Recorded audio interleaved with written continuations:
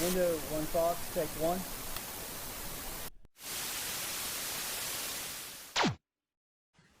Hi, everybody. How's everybody doing tonight?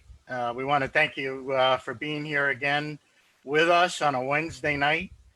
We have a lot of things to talk about with our guest, and that is Judy Burns. And Judy has a rich history of writing in the television industry and has certainly a lot of stories to pass along. And we're going to talk about Star Trek and her history with Star Trek, which is probably, I guess, Judy spanned 50 years between Star Trek and Star Trek Continues.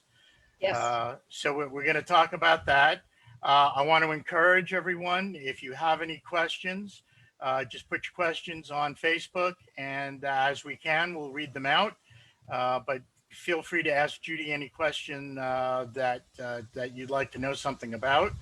And just before we start, I want to put a shout out, if I can, to the folks who are in the northern part of the Gulf with Hurricane Laura sort of coming up that way. So we just want to say we wish you well.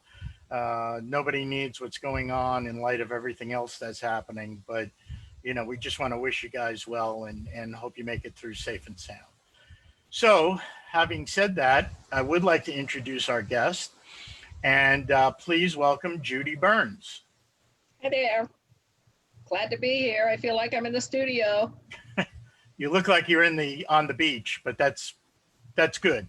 Yeah, it took me a long time to figure out how to get something in the background, and once I got it, I stuck with it. So I didn't go hunting to be able to figure out how to put a Tholian web back there. So I get it.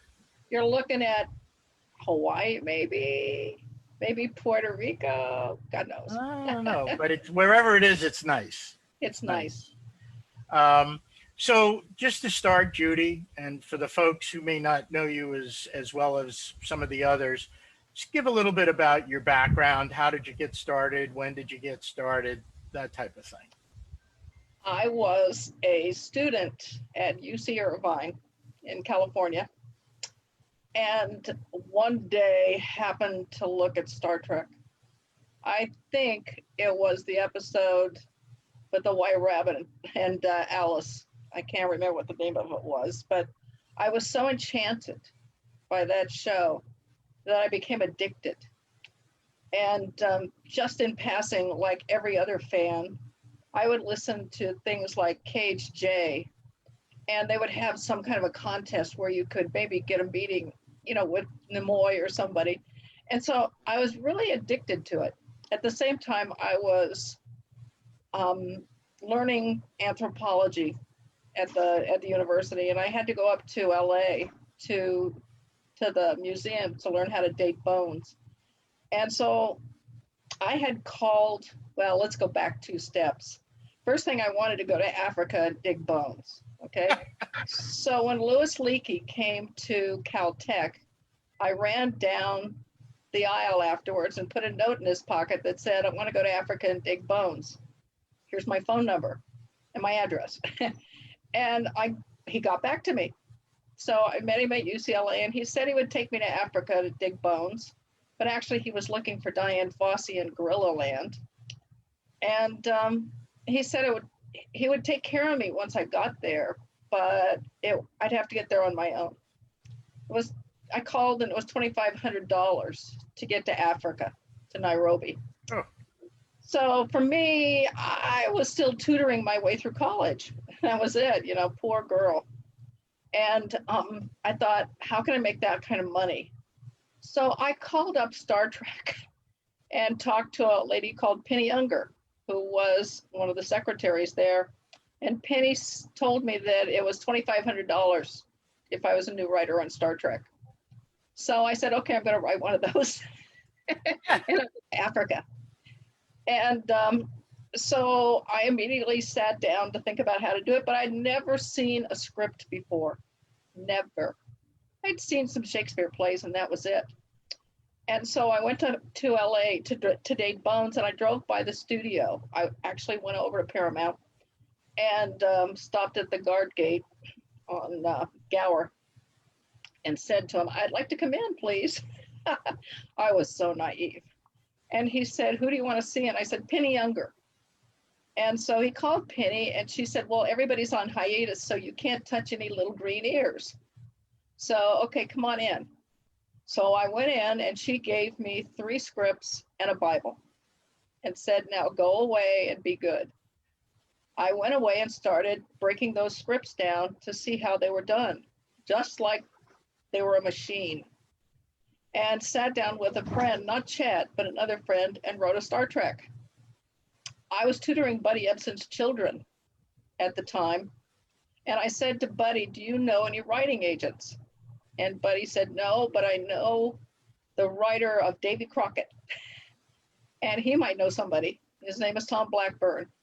So I called Tom up and I did something nobody ever does to another writer, which is say, would you look at my script? And so he looked at it and called me up, and I went over to his house and he said, I'm going to do something I've never done before. And he picked up the phone and called his agent, who happened to be Walt Disney's old story editor. Her name was Polly Connell. And he said, Polly, I have a new writer for you. And suddenly I'm going to Hollywood and I'm meeting my agent. Okay, so Polly turns in that script and it gets probably trashed. It's so bad. I didn't realize how bad it was. It was just the most terrible script. Never saw it again, didn't have another copy of it. But that didn't detract from the idea of writing a Star Trek. So I turned right around, and by that time that writer friend had gone away. And I told my friend Chet Richards, who was a student at Irvine, I wanted to do this kind of ghost story thing on Star Trek, but I have to have a reason for a 2-dimensional character to float around the script or the show. And he said, well, we could cheat some kind of interphase thing. And I said, okay, that'll do. How do we do it? And I'd been in physics. I'd had 2 years of physics before I switched to anthropology, so he could talk to me. And we sat down and wrote the script. It was called In Essence Nothing because of the 2-dimensionality of the characters or whoever was lost. And that was Spock that was lost. And so here's when serendipity plays into your life. Because I realized that I didn't know anything, I was lucky enough to find a teacher called Bob Duncan and Wanda Duncan. They were teaching an extension course at UC Irvine at night.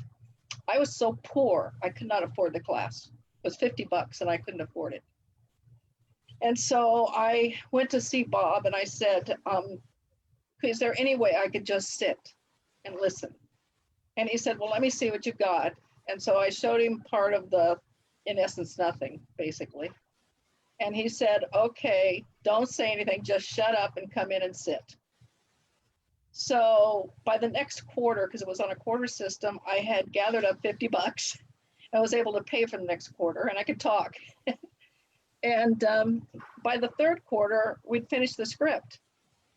And I said to Bob, I'm afraid the same thing's going to happen to this one that happened to the last one. It's going to get trashed in the wastebasket somewhere. And he said, well, they've just changed producers on the show, and it's Freddie Freiberger, and I know him. Freddie, I've worked with Freddie on 2 or 3 shows. So let me call him and see if he knows where the script is. Not tell him to read it, just where is the script? And so he did. And the next thing I know, I got a call to come in. And so Chet and I went in, and I was given something. And if I have a chance, can I read a couple things to you? Oh, please do. Please do. Okay, I was given this, or a version of this. This is my printout of it. Let's see if I can hold it up where you can actually see what it is. This says, Interdepartment Communication, Gene Roddenberry, Arthur Singer, from Bob Justman. Okay, I still have the original floating around here somewhere, but I made a copy of it in case I ever lost it.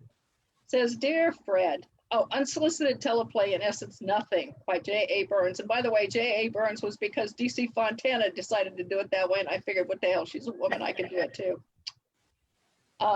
Dear Fred, per your request, I have read this unsolicited teleplay.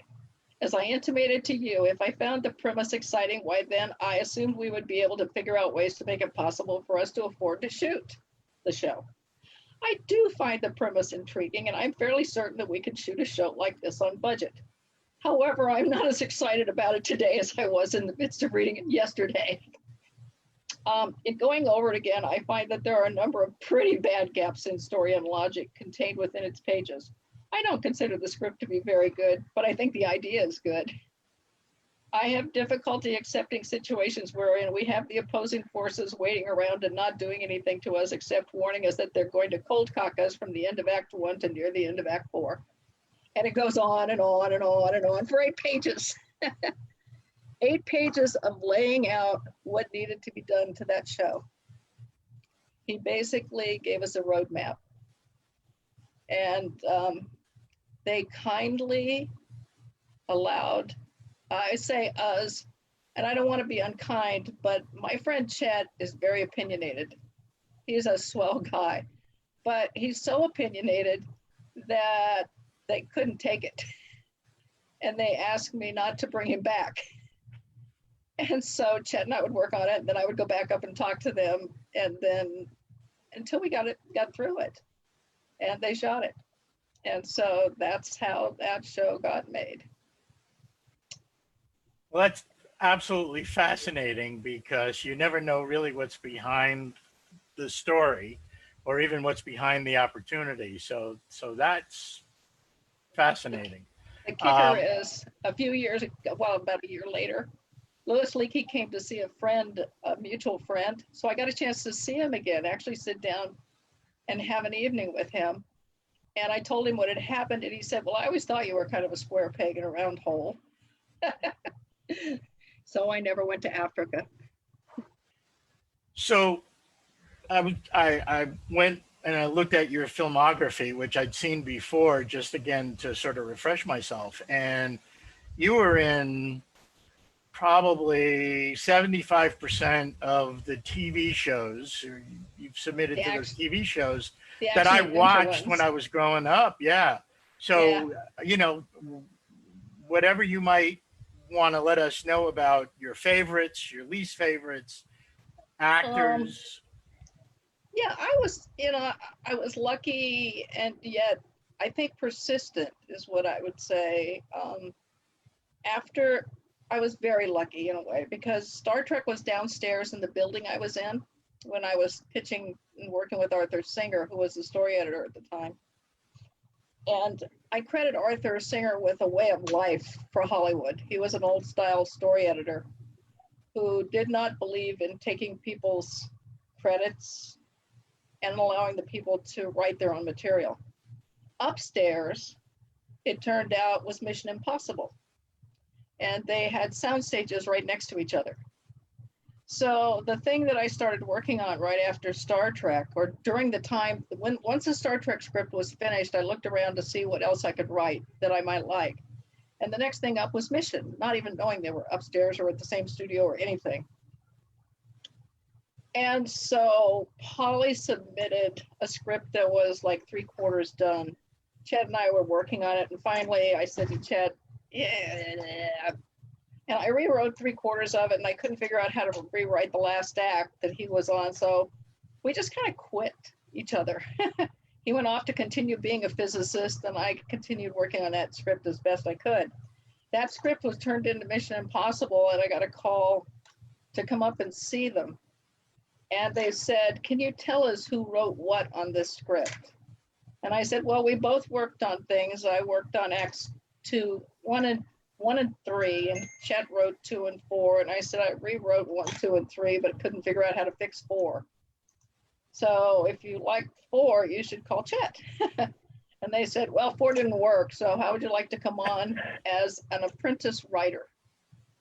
Which meant that they could pay me $125 a week compared to $600, $700, $1,000, $2,000. And they said, we're doing this so that we can teach you how to write. So you won't be a writer on this show. You'll be kind of an assistant something or other. But any shows that you write will be credited to you. So I lucked into that. And like I said, for about a year, I just went to screenings and talked to story editors and sat in on meetings and did the kind of things that you would do if you went to school to be a writer. In those days, there weren't very many schools for writers. Maybe UCLA and USC had schools for writers, but I didn't know that. And so I got on the job training from, I consider, some of the best writers in town. At the same time, I was trying to write another Star Trek, but they were folding up shop. And so the thing that they were considering doing just never went anywhere. So that was fine until I got fired, along with a whole bunch of other people when they brought in a new crew. And that was a shocker for me. I didn't know what being fired in Hollywood was like. And so I had no job. I was not prepared to do anything. I had a degree in anthropology, no Africa, no nothing. And so I started working on a little newspaper with a friend of mine. And I got a call from Wayne Warga at the Los Angeles Times. And he said, we're doing an article on has-beens and flash in the pans in Hollywood. And I went, flash in the pan? No, thank you. I don't think I want to be part of that article because I'm going to sell again. And luckily for me, Bobby Justman called a month later. He was on a show called Search. And he and Arthur Singer were both over there. And I got to do 2 searches. And from that point on, I never stopped working. I was just lucky. Lucky. And I'd say the next big thing, besides those kind of things that came along, was the $6 Million Man. I did things like Ironside and what have you, and work with some great writers, unbelievable writers. But when I got to $6 Million Man, Harv Bennett was there. And by that time, I was in my Japanese phase. So I fell in love with samurai flicks, and I decided everything had to be samurai. So I pitched about 30 things to poor Harv. I mean, they were so patient. You never pitch anything more than 5 or 6 stories usually. But I swear to you, I took in 30 ideas. The last one was a samurai out on an island still fighting the Second World War. And that was it. You could see the cherries going around the eyes. And they bought it on the spot. And so I got to do about 5 of those shows, which set up a relationship with Harv Bennett, which was really good. He went on to a show called American Girls, and I went over to American Girls and worked on that for about a year, and did another variation of the samurai on a show called Shangri-La Lil for him. And then he landed over at Paramount doing Wrath of Khan. And with Wrath of Khan, it was interesting because he called me up and said, can you come talk to me? Because I've got something I want your advice on. So I went over and he handed me Jack Soward's script for Wrath of Khan.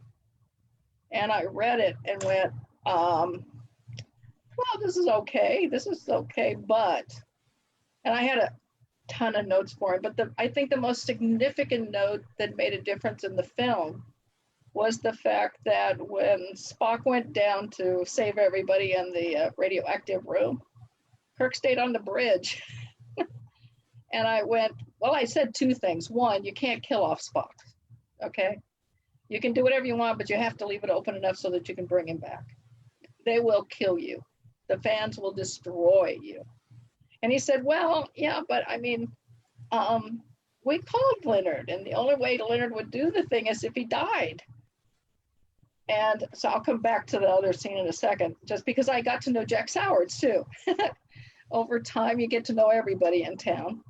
And so I said to Jack, tell me stories about Wrath of Khan. And he said, well, the Kobayashi Maru were my neighbors, the Kobayashis. And the way I got it, he said, I'd never seen a Star Trek before, but Harv owed me something. He said, I gave him a job when nobody else would give him a job.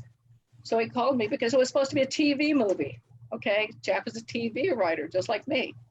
So he called and said, hey, do you want to do a Star Trek TV movie? And he said, sure. And he said, well, we've got one problem. That is Leonard won't do the movie. And Jack said, "Oh, get him on the phone." And Harm said, "He won't do it. I don't know what I'm going to do, but you got to ride around him." And Jack said, "Get him on the phone." So they got him on the phone together, apparently. And Leonard said, "No, I'm not going to do it." And Jack said, "How would you like to die?" And Leonard said, "When?" And he said, "In the first 5 minutes." He said, "I'll do it." And so at that point, they started writing the script. But the script was so good as it continued to work its way through that Leonard kept extending his death time down and down and down. So they came up with the 5-minute cheat so that he can continue being in the show for the rest of the show. Anyway, so I gave Harv a bunch of notes. He gave me a job on Matthew Starr. So I'm upstairs, he's in the room next door, kind of 2 rooms over. And he finally says, I think, okay, you're right about the problem with Kirk. I said, these 2 men love each other more than they love wives. So I said, he has to be there when Spock dies. And that's exactly what happened. And at one point he said to me, "Do you want to rewrite this script?" And I looked at him and I said, "No, you want to rewrite this script because you want to rewrite it. It's clear you want to do it. So why would I want to do it and get fired?" And so here are my notes, and I'll take the job at Matthew Starr and you go ahead and rewrite this show. And he brought in, of course, Nicholas Meyer, and the rest is history. That's my last Star Trek story, really, until Vic comes along. Well, Any questions? Any thoughts? everything is just, it's fascinating because you know, it's funny because I've watched all these shows, everything that you mentioned, and there were some other ones too, shows like Search, which I don't know if it was, you know, popular at the time, but I loved all that. And to know that you're, you know, part of the force behind those is just, to me, it's like crazy that, frankly, it's crazy that I know you. Oh gosh, the thing of it is that I think you can tell I'm just about like you and you and you and you. I mean, there's very little difference between a writer and everybody else in the world, except that we're the most underpaid. Let's see, what else can I tell you? I'll tell you the most interesting thing that ever happened to me in Hollywood. Okay. Besides all the rest of them. So I'm working on Warner Brothers lot, and it's about 1980. Let's see, Shannon was 5 years old. So I guess it's like 1983 or so. I'm on TJ Hooker. And I have a tendency to write until 2:30 in the morning because like everybody bothers me all day long. And so I write all night long. And that night I went out walking around the lot, which is always really interesting because it's dead. I mean, it is dead, dead, dead. It's like a ghost town on the lot. It's a huge lot, but it's a good place to think and try to figure out a scene problem. I'm walking along and suddenly I hear, "Psst, hey, girly." I go, "What?" And suddenly it's, "Psst, girly." And I turn around and there's a guy sitting in one of the big studios, you know, one of the sound stages. And he's just sitting there with a candle. And, oh gosh, what else? He had food. Now this is 2:30 in the morning, okay? And I went over and I went, "Hi, who are you?" And he go, "I live here." And I went, "What?" He says, "Oh yeah, I live on the lot." And I went, "How do you do that?" And he says, now this guy's old. You know, at that time I'm probably 40, oh no, 30, 38, maybe 39. This guy's probably 70. Turns out this guy's been on the lot since Jack Warner and Casablanca days. And Jack let him live on the lot. And he would just go from soundstage to dressing room to soundstage to dressing room and never left the lot. I said, "How do you live?" Because he just basically retired out of the system. He worked at the lot for all those years and retired. And it turned out that he would just go over to the commissary and make himself at home. He had all the food he wanted. And whenever a set was basically broken down, if it was a nice set, he would go over and spend a couple of days on that set. And I never saw him again, but I just called him the Phantom of the Warner Brothers lot, which I think was kind of interesting. Somebody who actually had known everybody that was there. Errol Flynn. We sat for about 2 hours and talked about all the old studio people. And talk about myth. That's myth. That's like Phantom of the. You're right. It's like Phantom of the Opera, the person who's kind of in the shadows. That's why I call him that. I mean, it was amazing. I had always thought, well, it would be interesting if somebody could live there. And this man truly had known everybody, from, like I said, Betty Davis to Errol Flynn to Michael Curtiz to just everybody in the world. And I really kind of felt fortunate to be able to talk to somebody who had been around in the old days. And I felt fortunate. I broke in 1968. And in 1968, most of the old people were still there. You know, I mean, people like Louis B. Mayer was gone, but most of the old studio people like David Victor, who did Marcus Welby, he was still there. So it probably was 5 years before most of that went away. And it became, in quotes, the new Hollywood. You know, when MGM began to break up and sell everything off. Before that, if you went to MGM, you could still sit in the same seats in the commissaries that they all sat at. 20th Century Fox, the same thing. I watched a transition in Hollywood that was amazing. So, Different time, different era, different time, different people. Yeah, I felt very fortunate. Excuse me while I have a drink of water. Yeah, sure. So just to let you know, we've had some people making some comments on Facebook. Someone does have a question, but a lot of people posting based on some of the things you're talking about, that they love Matthew Starr, they love Mission. Believe Terry says that he says he has copies of search scripts that he bought years ago from Lincoln Enterprises. Love that show. So oh my God, really? Yeah, so you've had a lot of influence on a lot of people, just like me, to be honest with you. And Oh, you want to hear a terrible story? Sure. Oh God, okay, I'll tell you guys a really terrible story. I'll actually not tell you the name of the other lady though. I'll keep that quiet, although you're going to find out anyway. It doesn't matter. So we went to Lincoln Enterprise. I met one of the other writers for that season, and she said, would you like to go over to Lincoln Enterprises and just hang out and help put things in packages to send them out? And I went, okay, sure. So my car was a little Metropolitan. That's all I had those days until I got to Mission, and then I could buy myself a little sports car. And so we went over in her car to Lincoln Enterprises, and we spent the day, you know, going through scripts, packaging them up, sending them off.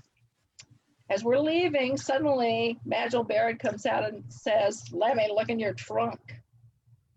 And I didn't know what was going on, but into the trunk they went, her trunk. And suddenly there were all of these scripts in her trunk.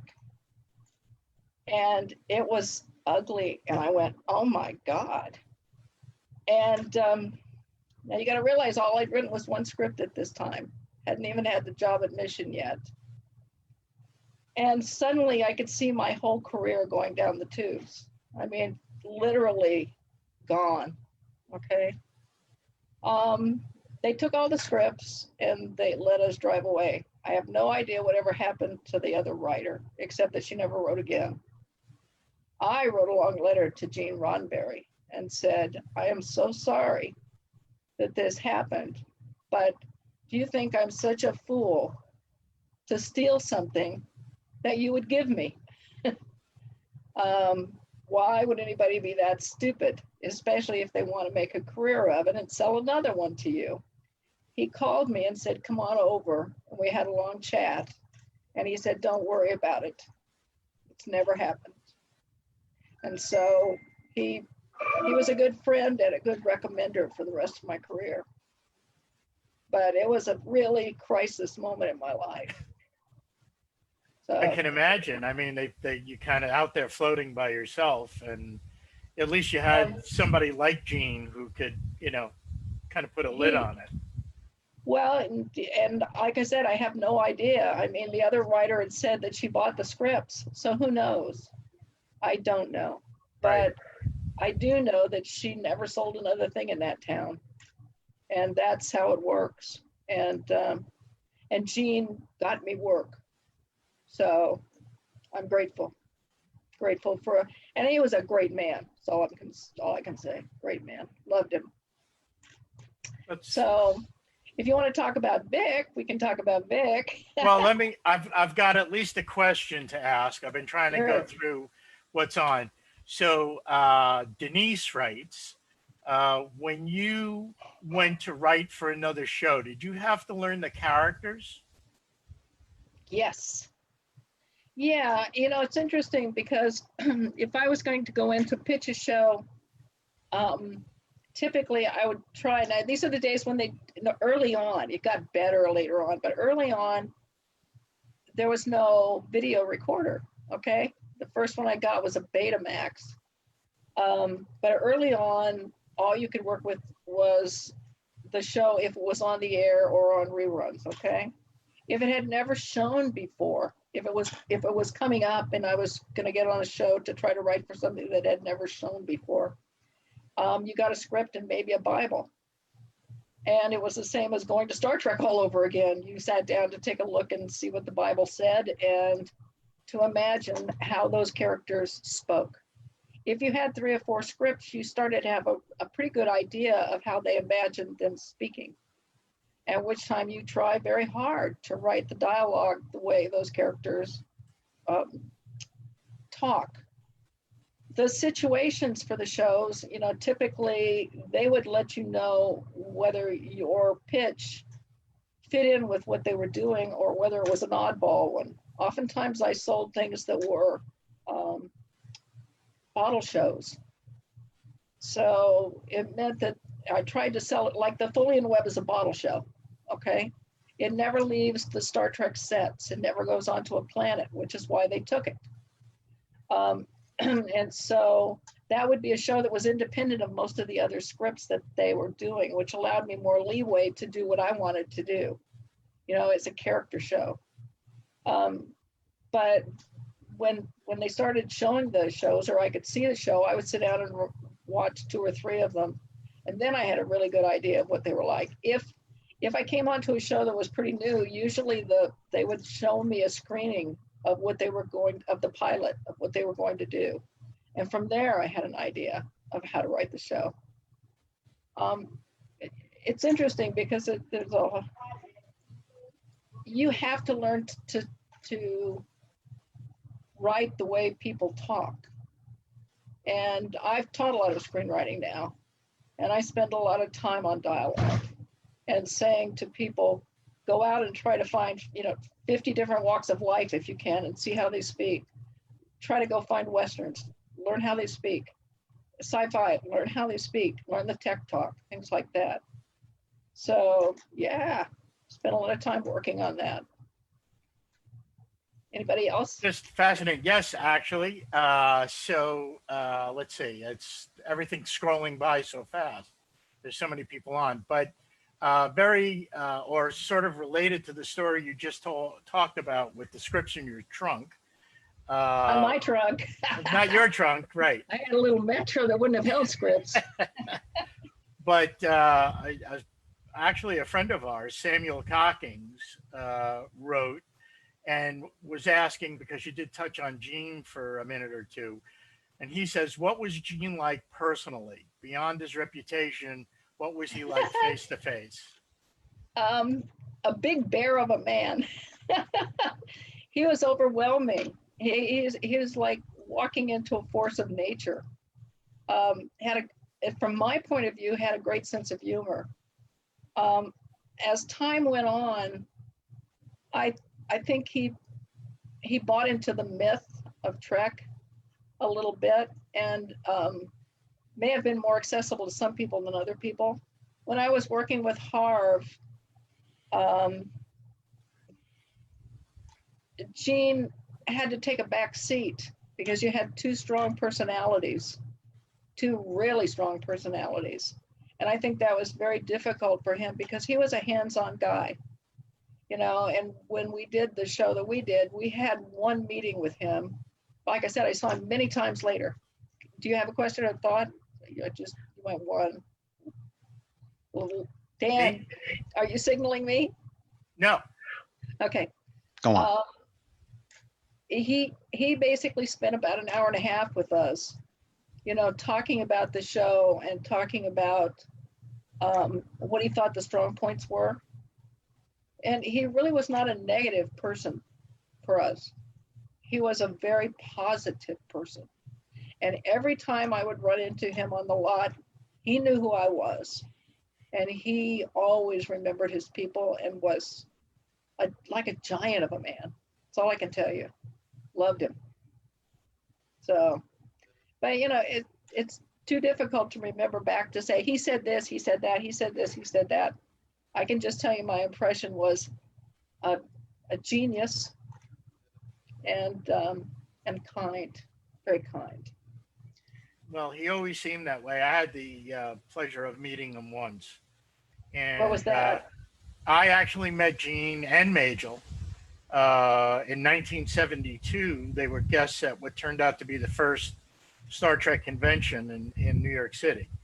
And just had a lot of fun sitting in a room. It was just my friend and I, and they were getting ready to bring people in. We happened to be sitting there, and they came and they were very gracious. They talked to us, and it was just a really wonderful experience. And a lot of things I've heard about him afterwards from people who actually knew him. We have a friend of the studio who was actually a friend of his.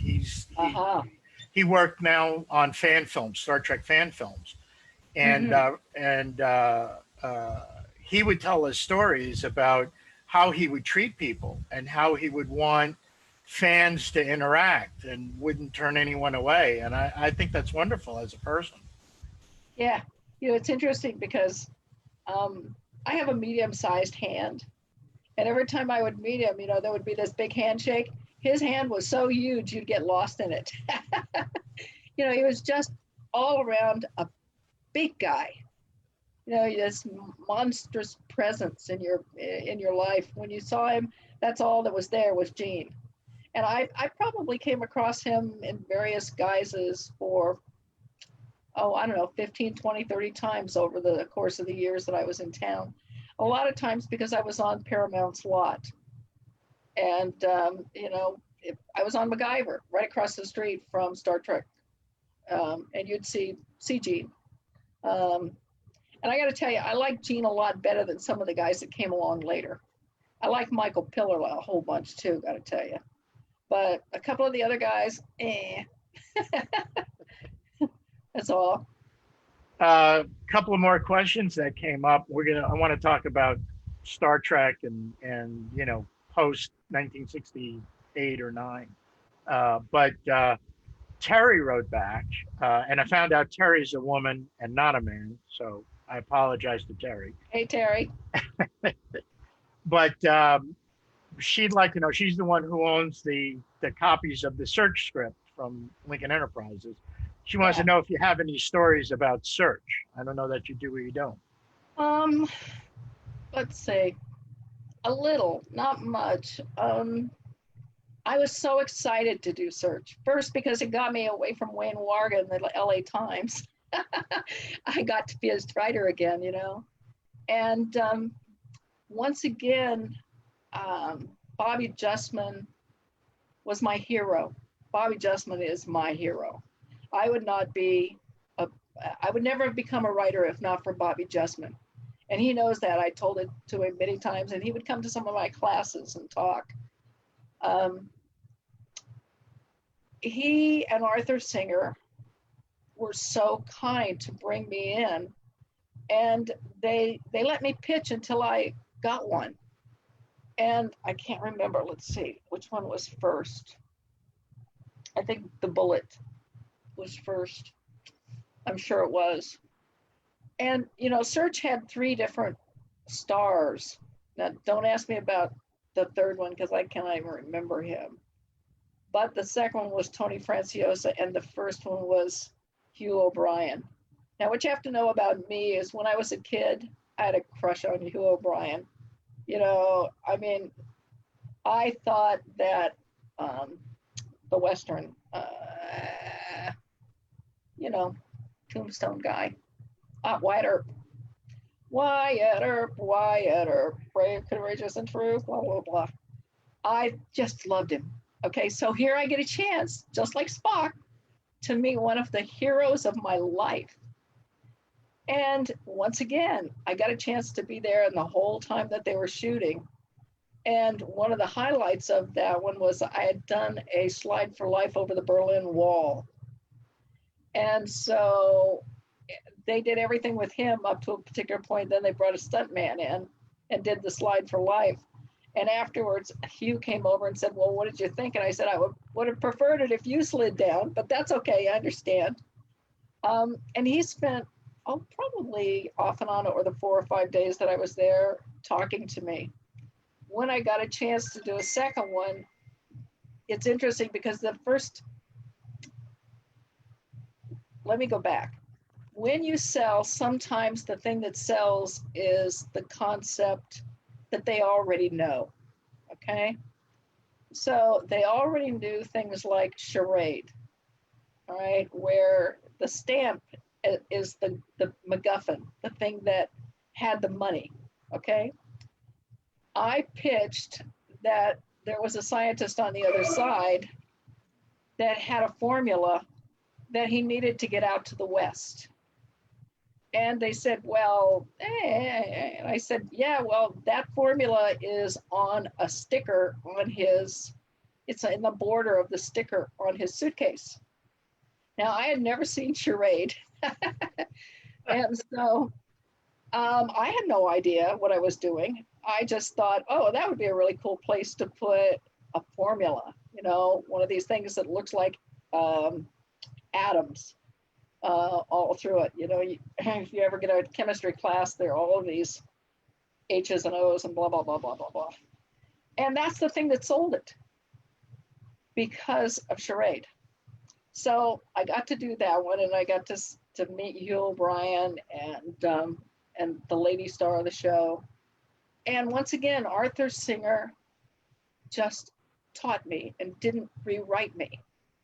You know, it was interesting because at the beginning of my career, I ran into these people. There was another one called Earl Gardner who was on Marcus Welby.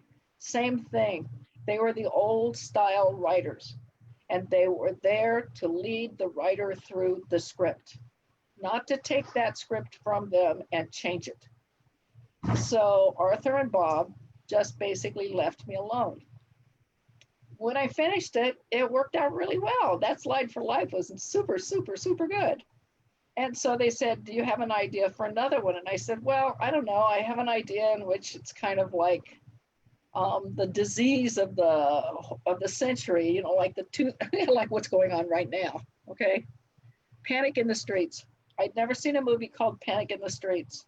But the second I said, this horrible disease has come to hit our hero, and if he doesn't get the antidote, he dies.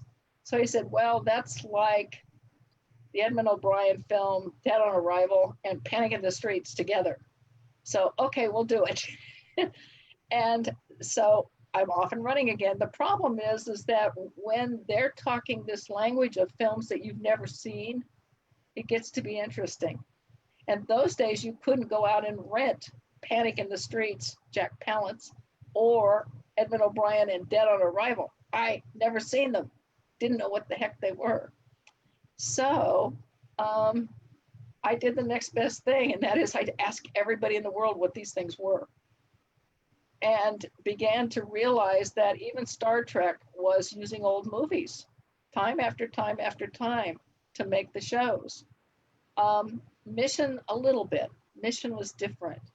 But things like Search if you pitched them an old movie that worked for them, they would buy it. And so that's what happened. Unfortunately, it only lasted one season, and I did two, and that was it. So, but once again, I got invited by Bob to go over on, is it Forrester? Robert Forrester? Robert Forrest. Robert Forrest. It was the motorcycle one.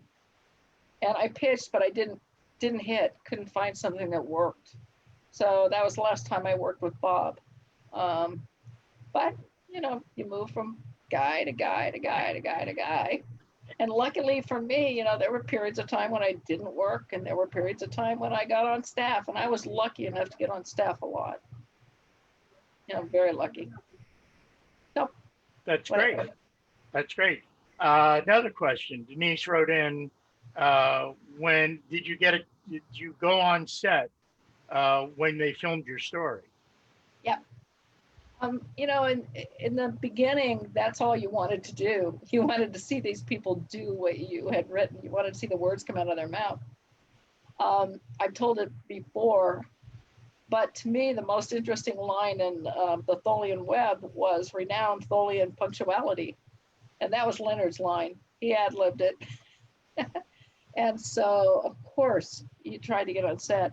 As time went by, and I became more accustomed to it being a business as well as a joy, I stopped going on sets unless they called me for a problem, especially if I was on staff. I would go down and try to solve a problem, or I would go down and just see how things were going on. I did a show called Vegas, and on Vegas was shot in Vegas. So you might go over and spend a period of a month over on the show, making sure that the scripts that were coming from LA to Vegas got translated if they had problems, doing rewrites right there. So you were around the sets there. But it got to the point where most of the time you didn't go on sets because you're too busy writing, too busy talking to writers. So in the early days, lots and lots of sets. I spent a lot of time watching actors play liar's poker with dollar bills, in which, not liar's poker, but they would take their money and they have all the serial numbers across the money, and they would sit around in their little chairs playing poker with those dollars. And, I had an impression at those days that being on set was mostly waiting for setups, waiting for lighting, waiting for sound, realizing that the sound guy was probably the most interesting person around. You could sit there and talk to the sound guy while he was setting up, things like that. I was blown away by the sets on Star Trek. That's one of the reasons that I so loved what happened when I came to your sets and saw what you had done in Georgia, because I considered that such a replica of what I saw the first time I walked on a soundstage. It was perfect. And everything about the sets that you have are as close to what I lived when I first started writing as it ever could be. It was like nostalgia time. And I could not believe how exact everything was. Not only that, the people who were running them were so good. And I had to laugh because when I came, they were still fixing the chair, I think. They were doing the chair. And I can't remember what was wrong with the chair, but boy, by the time I got there, that chair looked perfect. Well, I can certainly tell you, did we lose you, Judy? Hi there. Oh, I see. That's a picture of you on the bridge. Yes. So I can tell you what was wrong with the chair. Yeah. The wrong problem with the chair was that Vic took it home. So we had to build a new chair. And he took it home. He took it home. Hey, it was his chair. He sat in it for, however many years he sat in it. And I wasn't going to take that away from him. So, I'm sorry. No, I just laughing. So we actually had someone build a chair, and it was half okay. And so we had someone else build a chair, and the other half was okay. So I seem to recall the day you came, we were taking the part of one chair and combining it with the other. And we were trying to do that before you got there and before people got there, but It looked perfect when I got there. well, I that's mean, good. Yeah, but I have to say that I'm in awe of that little studio because it took a lot more of that, you know, at Paramount to get that much studio into that space and to get it as perfect as it is. The transporter room is the transporter room. And engineering, by the time I got there, they actually had done engineering. You guys had finished engineering. And so I was blown away by engineering and by the little kitschy things that made it look so real. And I hope people come again and again and again to film there and to really enjoy the sets that they never go away, because as far as I'm concerned, you know, they're part of history. And not only that, they're part of history because as far as I'm concerned, Star Trek Continues is as good as the original series. You know, the quality of those shows and the writing on those shows and the directing on those shows, and actually the cast on the shows was perfect. I was so sorry to hear about Grant because he was a perfect Sulu and I loved him in my show. You know, I thought he just was great. And Vic is the salt of the earth. So thank you for saving the sets. I hope people come by the droves. And one day I hope you actually will run an escape room in them. My daughter and my son-in-law and my 10-year-old granddaughter go to escape rooms every time they get together. I mean, they went to one this last weekend. Those sets are perfect for a storyline to run. As I told you that night that we were talking together, if you have the right story, people will come to live Star Trek on those sets. So hope you do it someday. Well, first I'll say I appreciate all the kind words. You know, I sort of inherited the studio. I didn't even know where it was or that they were filming, you know, where they were filming, how they were filming. But I'm like you in that I walk in there and I get the same reaction from Dan and Larry and a lot of the other people. Ashley, you walk in and it's like being in Star Trek. And it's hard to believe sometimes when you're walking through it that this is the way it was, you know, 50 years ago. Oh yeah, you know, it's interesting because I've seen the sets live, hot, and I've seen the sets broken down. When I was there, I saw the sets being broken down permanently, you know, that was a tearjerker. And when the lights come up on your sets, it's like you were 50 years ago, 60 years ago, and you were actually there at Paramount the way it was. It's quite an experience. So Ray, just because we were talking about rebuilding of the chair, I got a couple photos if we want to share them just to show how much love goes into the studio. Absolutely. Cool. I kind of borrowed them from our dear friend Skip Morris. Well, thanks, Skip. Yeah, Oh my gosh. there we are. That's So what you get, Vic, for stealing the chair. That's right. No, stay on that slide for a second. So you're looking at what's going to be the back of the chair. Vic is standing at the back of the chair. Right. And you see, I guess that's Skip holding a piece of wood on the left arm. Well, that left arm kept falling off. And it kept falling off and falling off and falling off. And we look at people sit in the chair and we'd see the gap and went crazy. And they worked on it for 2 days, maybe, and we couldn't get rid of the crack. And I walked in one morning over that weekend and Royal Weaver, right? You met Royal, I believe, and Sam, and those are the guys that really were there in the beginning of the construction days. And I walked in and Royal said, I fixed your chair. I said, what? He said, Oh yeah, it needed another piece of wood and a little dowel, and it's just fine. And that chair looks just like the chair. Yeah, it, it looked like it for me. Had I been able to get out of the scooter and do it, I'd have gone over and sat down in it.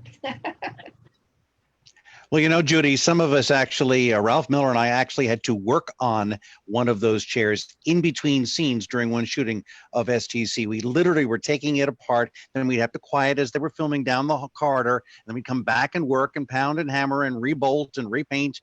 And we rebuilt the chair one day in between scenes. I believe it. I've seen that happen on the regular studio lots, you know, where they're scurrying as fast as they can to get something done.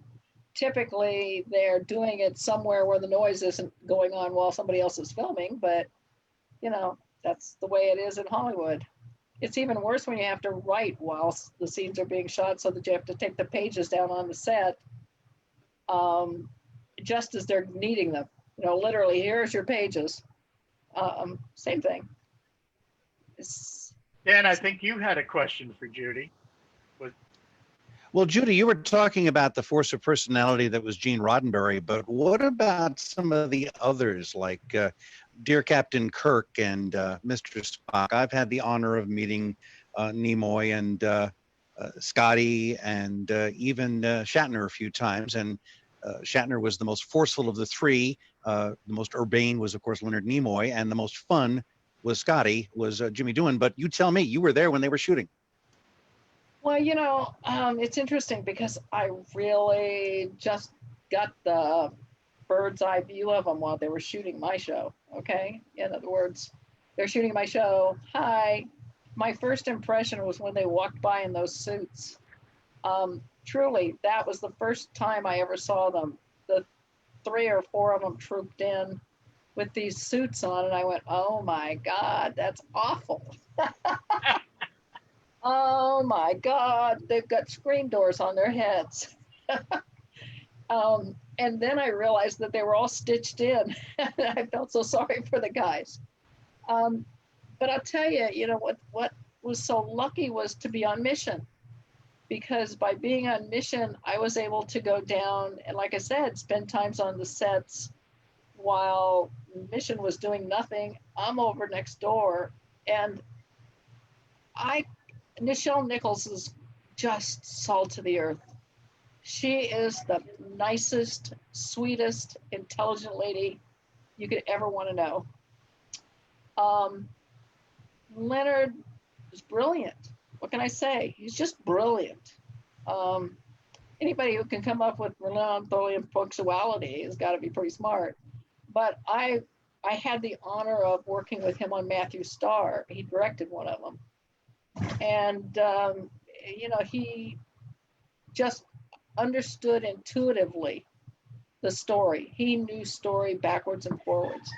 That man should have been a writer as far as I'm concerned, because he knew how to make drama, how to make conflict, and kind, gentle soul. And of course, while I'm on mission, he comes upstairs and becomes Paris. So I get to sit and visit with him upstairs. And he's up there on our set. I mean, before they start shooting him as Paris, he's up with us, for a couple of 3 weeks, just in and out of the offices there visiting and talking. And once again, I get to appreciate that most actors, not all of them, but most actors could be writers if they're good actors, because they have a good ear. They have a good sense of when something's going wrong. And I'll tell you, Leonard did. It's interesting, the last time that I saw Leonard was when Hamlet came out, the Kenneth Branagh Hamlet, and we both ended up going to the same film to see it. And I asked him what he thought, and he said, it's really great, but it's a little long. And he had his son with him, I think Adam. And, you know, that had been years and years since I really worked with him. And of course, he remembered, as I did. And it was, once again, very kind. And I've never gone to any of the conventions. The only conventions I've ever been to are one that Vic set up, a couple of them. So I never saw these guys at conventions. I only saw them if they came and worked with us. So he came and worked on Matthew Starr. Walter came and worked on Matthew Starr and came over to TJ Hooker and pitched TJ Hooker. So I got a chance to really talk to him. He too is very intelligent and became a writer. I don't know if he ever became a director, but he became a writer. And I think he wrote something for that other Star Trek thing, didn't he? Something, the other fan-based Star Trek thing. The bad one. I'm concerned. They did one show that was really good, and that's the one that David did, the David Gerald show. And as far as Bill is concerned, I worked with him for a good year, and I would have worked with him for 2 years, except I went over to MacGyver on TJ Hooker. He's once again a force of nature. His personality is strong. The one thing I can remember is not Jerry Ludwig. I'm getting old. Our executive producer on TJ Hooker, we were in a screening room. Rick Husky. We were watching dailies, and when Bill came on to do a scene, he went, "Oh my God, look at him, look at him. He just steals the whole screen when he comes on screen. Only a few guys can do that. When Bill's on, nobody else is on." And it's true. When Shatner would be on screen, he had it. There's that charisma, and that's what Rick Husky said. Very few actors have the kind of charisma that somebody like Bill has. And I love Bill. We went to screenings together. He had parties at his house and things like that. I never had a problem with Bill at all. I don't know why anybody would have a problem with Bill. When they Chuck, here we go again. One of my producers and I, on TJ Hooker, we were invited by Bill to come over to Paramount when they were shooting the Star Trek in San Francisco. And they were doing the whale scene out in the parking lot.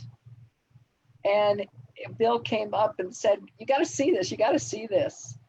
And so we stood there and watched, and suddenly this tail comes up and goes flip and down again, and then goes away. And then again, about 2 minutes, 3 minutes later, the tail's gone back to where it was again, and it comes up and goes flip.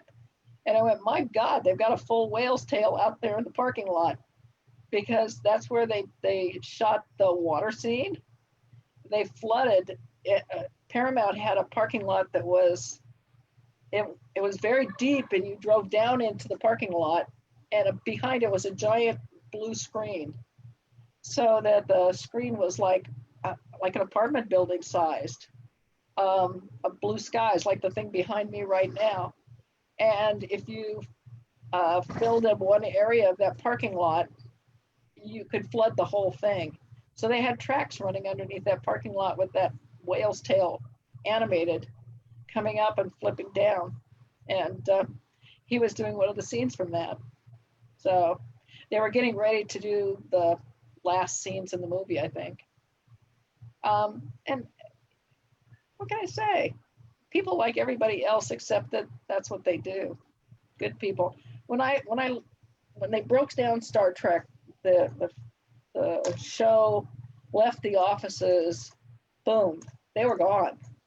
Kind of, they were still breaking down sets. But I was lucky enough, Penny Younger came upstairs to work at Mission after, so she was working for me, so to speak. Your irony.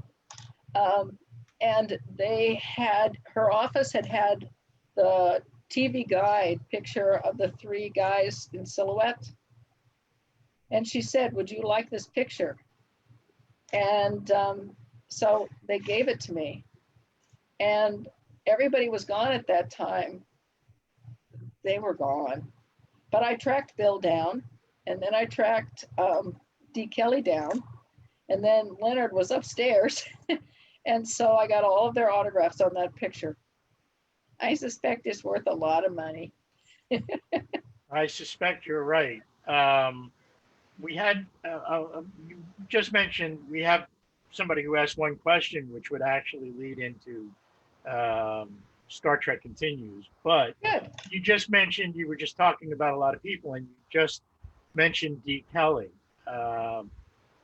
What was your Once again, impression of him? Once again, kindness, old time actor. I mean, this is a guy that I began to realize had so many credits. He and Jimmy were the most credited people around, and they could act their way out of a paper bag. You could give them a piece of junk to say, and they would make it into diamonds. And my appreciation for him was startling when they were doing Wrath of Khan. I got a chance to go over and some of the sets. And the thing is that he was not very big. You know, I always thought of, I mean, it wasn't little, but he was very lean. And by the time the last one came around, I understand he was pretty lean, really lean. And they were worried about whether he was going to be able to get through the movie comfortably. But the Southern Gentleman, that's my impression of Dee Kelly. And Jimmy Doohan was just fun. You know, that guy just, a joke a minute, what can I say? He could go from, I had a chance to talk to him for a little bit, and he could go from accent to accent to accent and just make you laugh. You know, I don't know how many accents he had, but he reminded me of Theodore Bickel, who worked on Mission Impossible with us. And Theodore Bickel could do the same thing. He could go through 100 accents in 5 minutes. So, all good people. What can I tell you? I was lucky, very lucky. You know, Yeah, well, maybe you were lucky, maybe you were blessed, but blessed, yes. Well, that's, to me, luck and blessed are two things that are the same thing in a way. You know, they're God's gift to you. that's true. That's true. So we had two different people write in with a question. And the question was, going back to the Tholian web, how did you come up with the name Tholian? You know, it's interesting. The Defiant was not the Defiant, it was the Scimitar. The script was named, in essence, Nothing. And Chet and I sat around and said, okay, these guys are crystals. They're crystals. They're crystal people. They're not salt, but they're they're sand. Okay, these are sand people. And we tried a dozen different sounds for what would sound like sand people or crystalline people. And I guess either he or I said Thol. That sounds good, Thol. And I think Chet said, no, not Thol, Tholians. The web was always there, but it wasn't, you know, it was the Tholians, and the Tholians were always there, okay? It just happened, you know, how you just say something and there it is. So I wish I could tell you that there was some grand scheme to it, but mostly when you're looking for people's names, or you're looking for ship names, or you're looking for anything, it's just how it sounds. So the Tholian, what pisses me off, pardon me, is that the Tholians we created, and the studio has made so much money on the Tholians. And I think probably we haven't seen more than a couple grand worth of that. They make Tholian this and Tholian that, and Tholian, you know, silk and Tholian whatever. And it's okay. But it's like in the old days when you did something, you didn't have the right to kind of copyright your show. When you sold it outright. So they could make Tholian plates, they could make Tholian this, Tholian that, and not get very much of anything. David Gerald had the foresight to really sue him. And So we got a little money, but you know, very difficult those days because once you sold your show, it was gone. Everything in that show was gone. Yeah. Yeah. It's just a fact of life, I guess. That industry must be very, very tough. We want to move up a little bit to Star Trek Continues. Yeah. And we do have a clip. I see Ashley is not at her computer, but we do have a clip of just a snippet from Still Treads the Shadow. So we wanted to show that. It's about 3 or 4 minutes long. And this way, maybe you could take a break if you like, and then we'll come back and we'll talk about the story and the sets and all of that. Okay. Okay. Right. I'm cool. I'm sitting here watching a clip. Great reminder. Ashley, I should have looked at your shirt. Her name isn't neutral. Hmm. No, but across her shirt it says Ashley. I know. I see that now. By the way, my husband still wears the Neutral Zone t-shirt all the time. Bless him. Bless him. Yes, all the time. He loves it. And, you know, maybe while we're queuing this up, I know Ashley's queuing this up, just a quick note to you know, the folks who are watching this.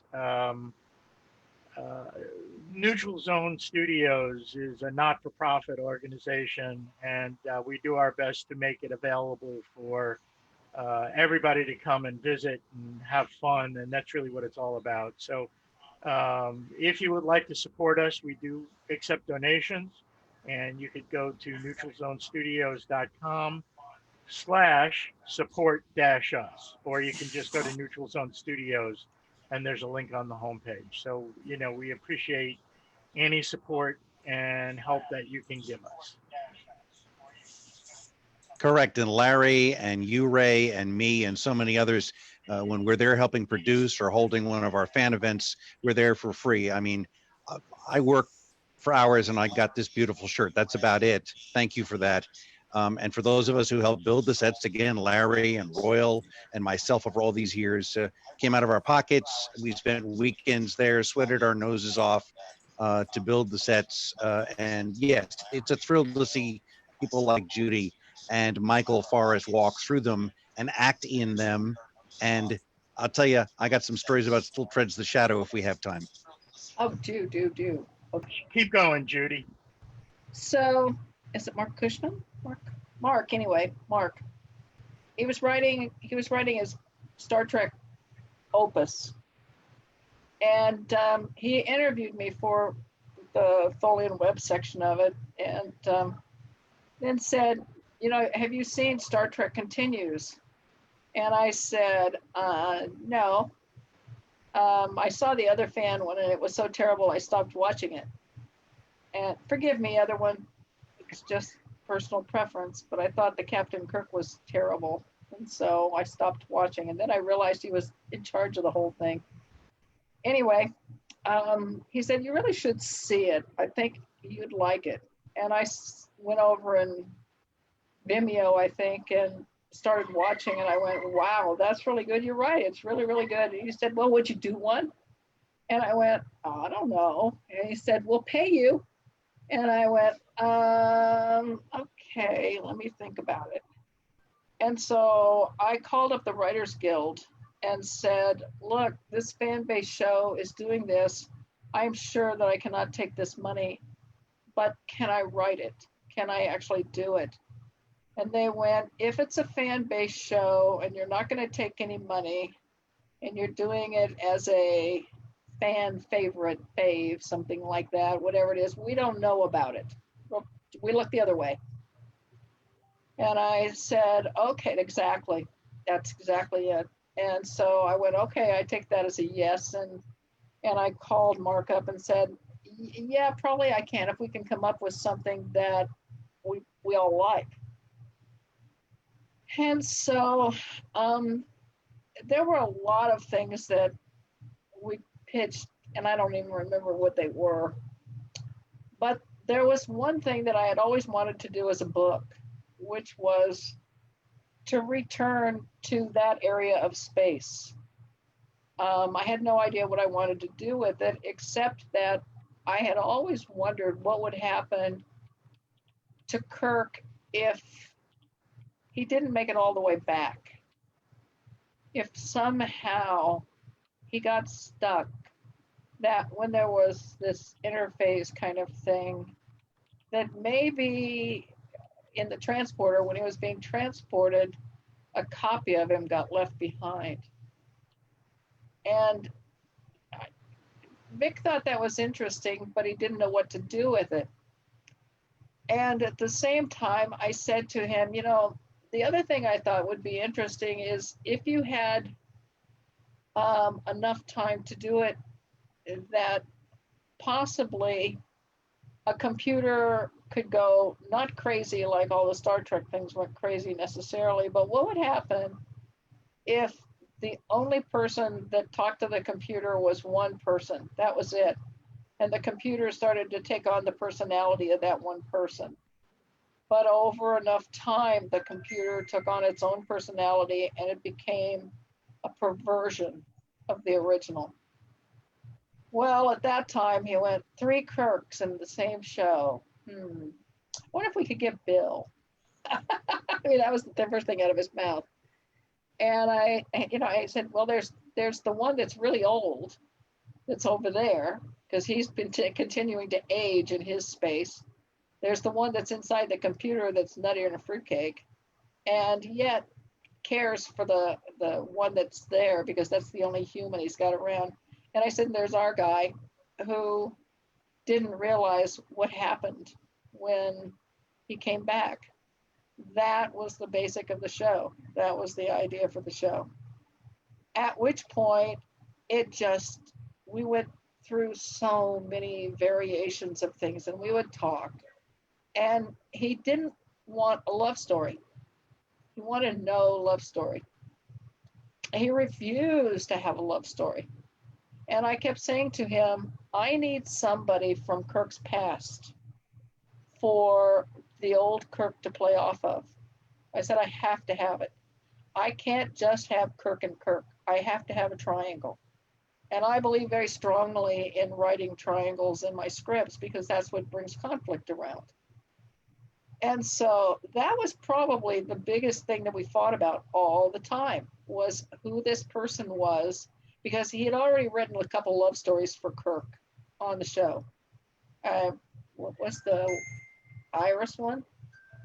I don't remember the title exactly, but the Iris, which was a really beautiful show.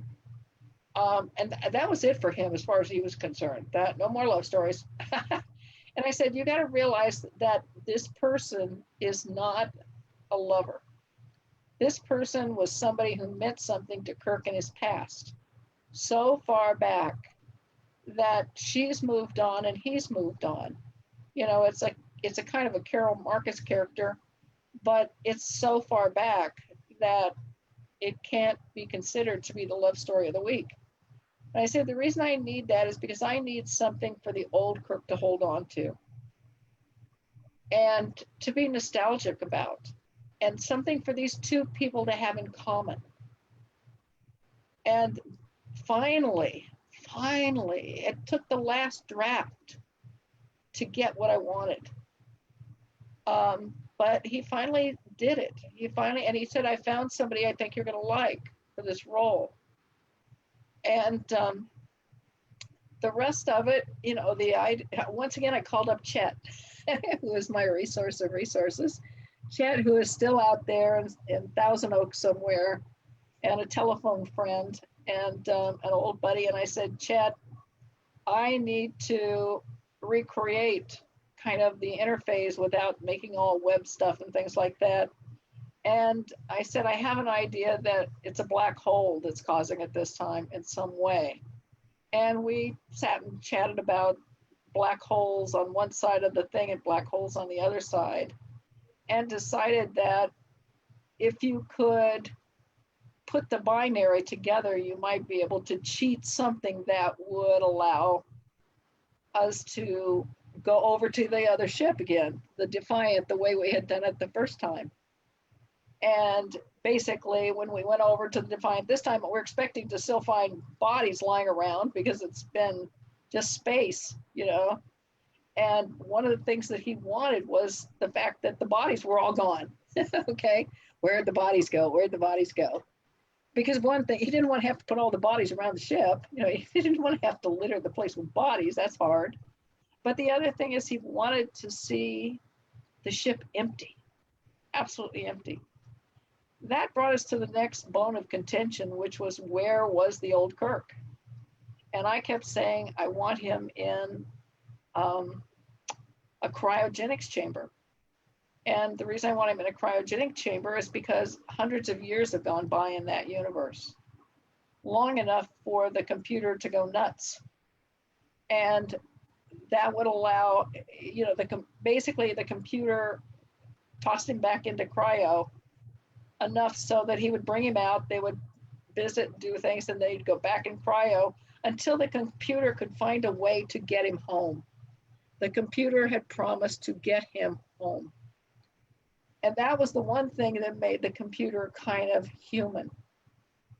And so we kept fighting about the cryo and fighting about the cryo. And I said, it's essential.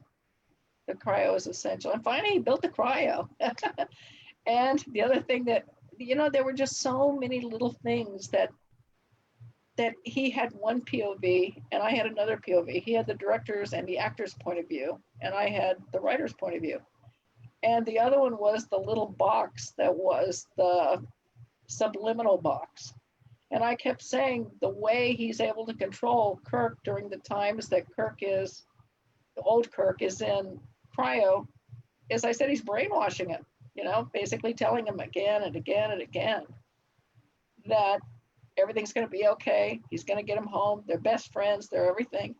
But in reality, Kirk is a prisoner and he feels cheated. He feels like he got left behind and cannot trust everybody who left him behind. Finally, the thing just came together in that last draft. I sat down and over 3 days wrote the whole draft and said, here it is. I had gone on a trip all the way across country and back again with Vic and me on the telephone, talking this out. And finally, I said, Vic, I'm just going to write it. I'm going to write it, and you will have to decide if you want to shoot it. And he did, and he did a great job.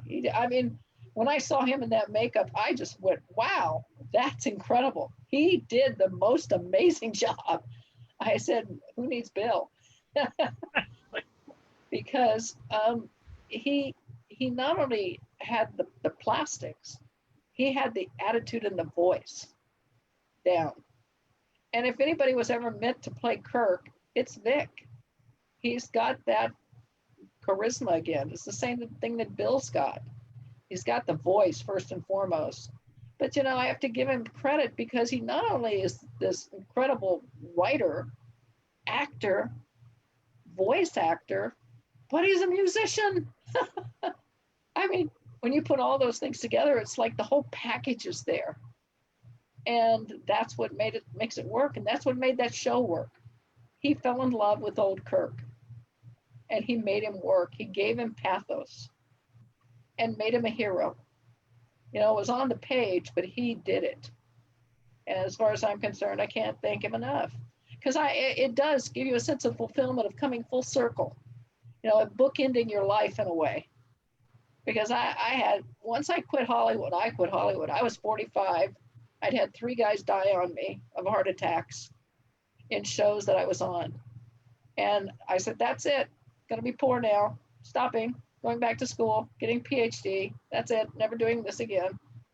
And that's what I did. I just walked away once I got 20 years in so that I could have all my Writers Guild benefits. I walked away. And this gave me a chance to come back and have a little fun and do something that would make people happy again. So it was a great opportunity. Well, you know, Oh. Lisa Hansel was the makeup artist, and she did the prosthetics that aged Vic. And he actually wore it one night to dinner, I am told, and not much reaction occurred. But he would carefully take it off with Lisa, and then Greg Dykstra would wear it as the double for the back scenes and also for the scenes in the cryo chamber. Is And we had that to be how so they did careful it? with it. I didn't know that. And also, Vic didn't fit too well in the cryo chamber because it was a little shorter than the bio bed, and it was very, very claustrophobic with not a lot of airflow. I remember vividly. I was one of the boom mic guys, so. Maybe that's why I didn't want to do it. But we Oh, still have it no. at the studio, and when we open up again, you can see that cryo chamber. That's funny. Well, you know, I could not think of another way of keeping him going all that time. And for me, it took a long time to make a computer go crazy. You know, that's all there is to it. And I'm just stunned by how well the whole crew pulled it off. Everybody was good. There wasn't one clunker in the whole thing. The production value was amazing. And, you know, he basically had to play 3 parts, which I guess is actor heaven. Or maybe The computer name was Tiberius, if you don't know. And my favorite knew. line is, Jim, don't leave me. Send my friend back. Yeah. Yeah. He was always meant to have his own sense of pathos too. I felt sorry for that character because I felt like it was really alive and had spent all of that time trying to get him home. And, you know, how would you like to be alone? The only one in that universe, as Kirk originally said, the only one in that universe forever, in a way. That would have made me go insane. And that's how I felt about the character of Tiberius. And I'd always wanted to do that character. I'd wanted to do it as a book. So it was really easy to come by Tiberius, I guarantee you. The only thing I really missed was I always wanted, you know, when they did the chess game, I wanted the guy who did 3-dimensional chess as a game online. You know, there actually is a 3-dimensional chess game that you can play. He said he would give them the 3-dimensional chess moves to do, and I wish they'd done it so that you could have actually seen them moving the pieces. But I think it was just too much. You know? Well, you know what? I did a refresher on it. We're going to take play this clip in about a second, but I did a refresher on it in the last couple of days, and I played Foley and Webb, and then I played Still Treads the Shadow, and it's just such a wonderful arc that you had in the continues episode. Like I said, I was very, very fortunate because circumstances again, you know, Mark, the book, Vic, and it just fell into place. But, you know, I got to give Vic credit. I'm an obstinate old lady. I got to tell you, I'm just so obstinate. And he coped with it and worked with it and continued to believe in it. And that's what made it work. Yeah, Really yeah, he's a good guy, and he did a marvelous job for the 11 episodes they did, but this one. Oh, it broke my heart that they didn't get to go the whole 13. I mean, it really, I was so unhappy. Well, it's always the powers, as you said earlier, it's always the powers that be. Well, I consider it to be canon. It's so close to the original. And it's a shame that Paramount couldn't see that enough to continue on doing that show. I mean, they did Discovery, and I don't think it's Discovery. I like Discovery, don't get me wrong, but I don't, except for lots of money, I don't think it's any better. Well, I think there's a lot of people, maybe even including myself, that agree with you. But let's take just a couple of minutes. Ashley, if you're ready, let's show the clip from Still Treads the Shadow.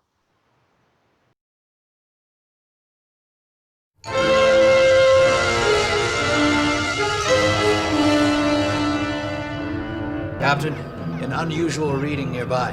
What kind of reading? Lieutenant, I am attempting to extrapolate the data into audible sound.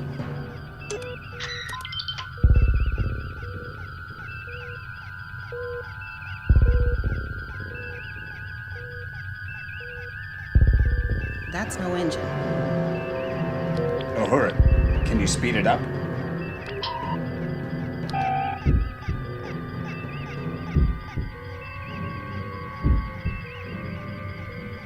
That's a heartbeat. Confirmed.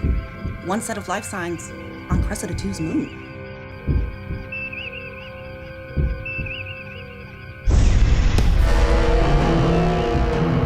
The moon's destabilizing, sir. Spock, can we get a transporter lock on that life form?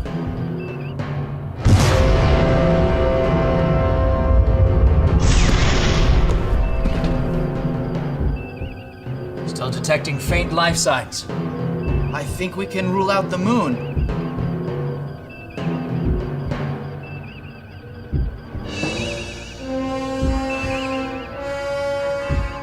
Sulu, magnify the primary hub.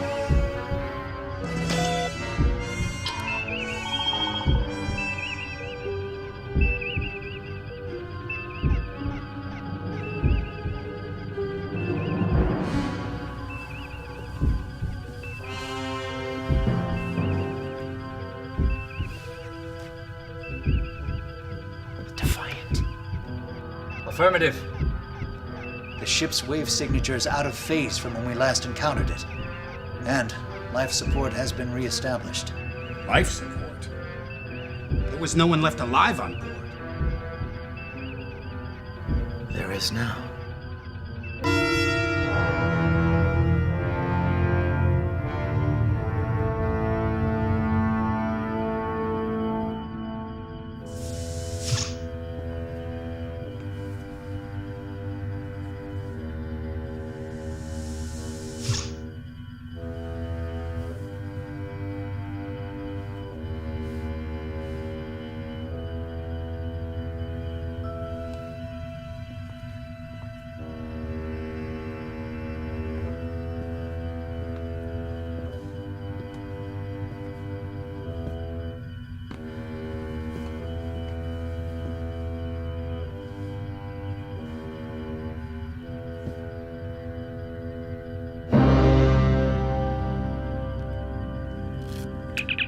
Kirk Enterprise.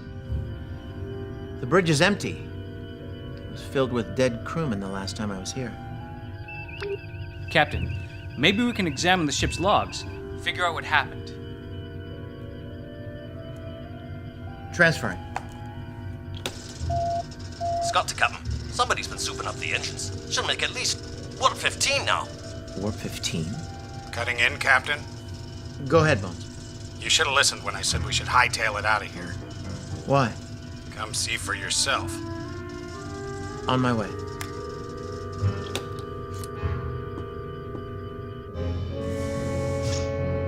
What is it, Doctor?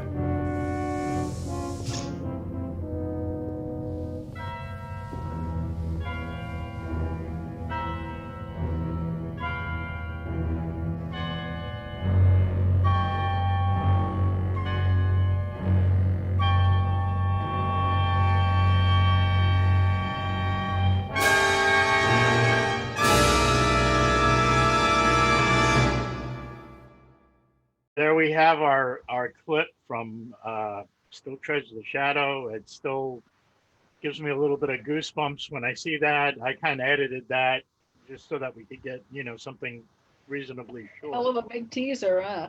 Exactly. Yeah. I do have to say, we've gone, about 45 minutes over. Okay. So we're sort of coming to the end, but I do want to ask a question. You mentioned, having watched Discovery, and I'm just not a Discovery question, but Star Trek Enterprise did a 2-part episode, their take on what happened to the Defiant when it winked out. And I don't know if you've seen that or not. Yeah, I don't know that I saw that. I wasn't a fan of Star Trek Enterprise. I know they did it. They also did a couple things on the book, in the books. They did a Star Trek engineering book in which they got the Defiant back. Put these engineering kids on, went back. I saw the two-parter that had the Tholians in it, but I don't know if that was the same episode or not as the Defiant one, was it? Yes, that actually is the one. And the only reason I ask, and then I'm getting notices that Zoom is going to hate us in a minute. But Okay. the only reason I ask is there was a line in Still Treads the Shadows, which actually fed into what they did in Star Trek Enterprise. And that's that the ship duplicated itself. Yes. And one was where the Enterprise was now and still treads. And while you never said what happened to the other ship, it winked out into a different universe in a different time. So it was kind of interesting Yeah, that they kind of all played each other.